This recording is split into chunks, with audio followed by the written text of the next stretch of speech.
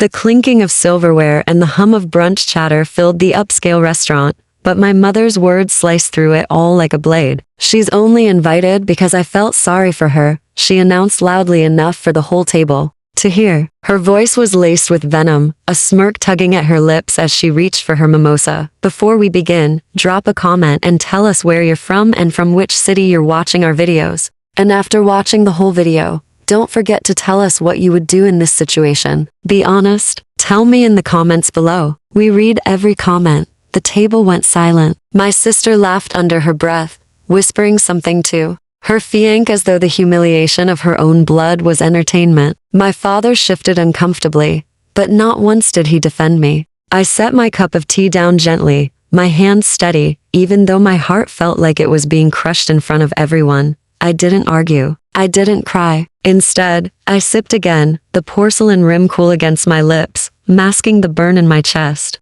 Inside, though, a storm raged. I had been through enough of her cruel remarks over the years, comments about me being the disappointment, the failure, the charity case of the family. And here she was putting it on display in front of relatives and strangers alike. "So quiet," my aunt murmured across the table, her eyes flitting toward me with a mix of pity and curiosity. "You never fight back, do you?" I met her gaze. My voice came out calm but sharp. "Some people let their actions speak louder than words." For a brief moment, silence wrapped the table. My mother scoffed, tossing her napkin onto her lap. "Actions? Please, what actions? You live off scraps. Don't embarrass yourself." Her cruelty wasn't shocking anymore. What shocked them all was how I didn't flinch. I wasn't the girl they thought they could break. And then an hour later, the air in the restaurant shifted. The door opened and every head turned when a tall man, in a tailored navy suit, walked in. His presence carried weight, the kind that silenced chatter and drew attention without effort.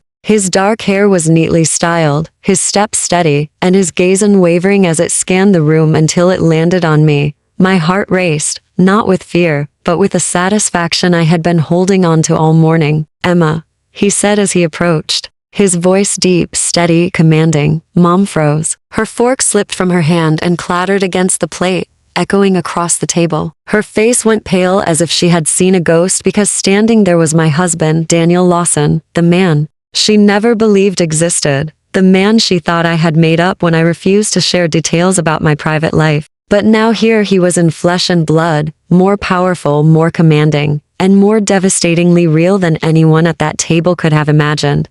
And for the first time in years, my mother had nothing to say. The restaurant seemed to stop breathing. Forks hovered midair. Conversations stalled. Even the waiters hesitated in their steps as Daniel pulled out the empty chair beside me and sat down. His hand brushed mine briefly, calm, steady, protective. That single gesture was enough to silence every cruel whisper I'd endured at this table. "Sorry I'm late," Daniel said smoothly, flashing a polite smile at the relatives who had been gawking. My mother's lips parted, but nothing came out. She blinked as if she was trying to convince herself this was real. You're her husband?" Her voice cracked, and for once, the sharp edge she always used on me dulled into disbelief. Daniel tilted, his head slightly, his jaw tightening. "Yes.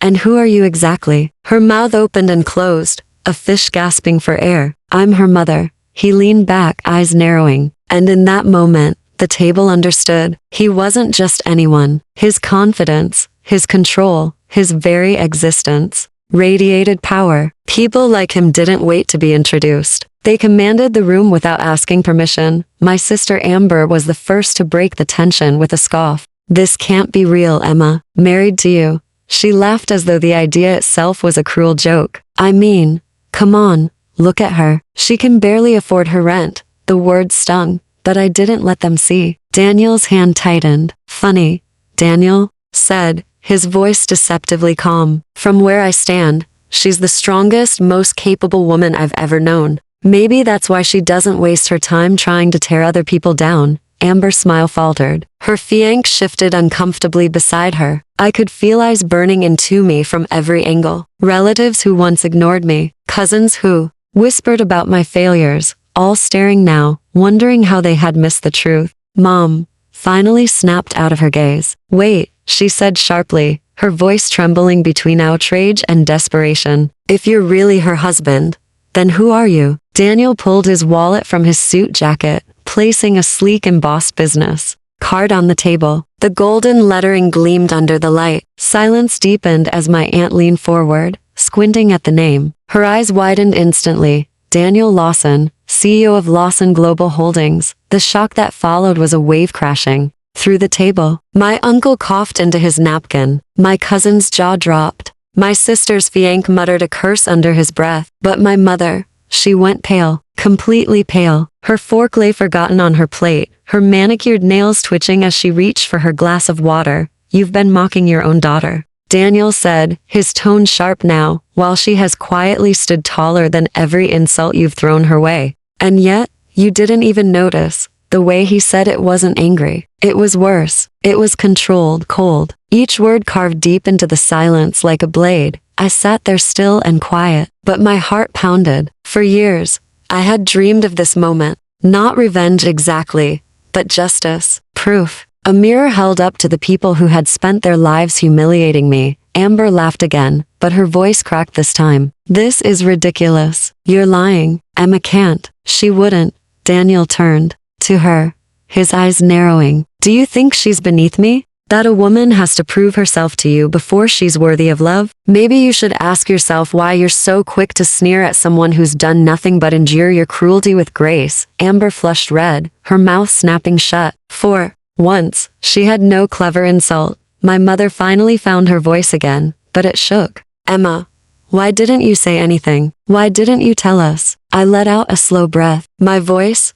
calm and steady, filled the table. Because every time I tried to share a piece of my life, you turned it into ammunition. You never wanted to hear the truth. You wanted to hear something you could use against me. So I learned to keep my silence. Silence was safer. Her eyes flickered with something I hadn't seen before. Not remorse, fear. Daniel's gaze swept across the table. She doesn't need your approval. She doesn't need your validation. And she certainly doesn't need your pity. She has everything she needs right here. He lifted my hand, pressing his lips to my knuckles. A subtle but undeniable declaration. The room around us was tense, every relative frozen between disbelief and awe. But I wasn't looking at them anymore. I was looking at my mother, watching her mask finally crack. For years, she had lived off superiority, reminding me at every turn that I wasn't enough. But now, she looked small, shaken, cornered by the truth. She couldn't laugh away, and I sat there sipping my tea again. The taste sharper now, sweeter even, because for the first time in my life, her silence belonged to me. Call to action, drop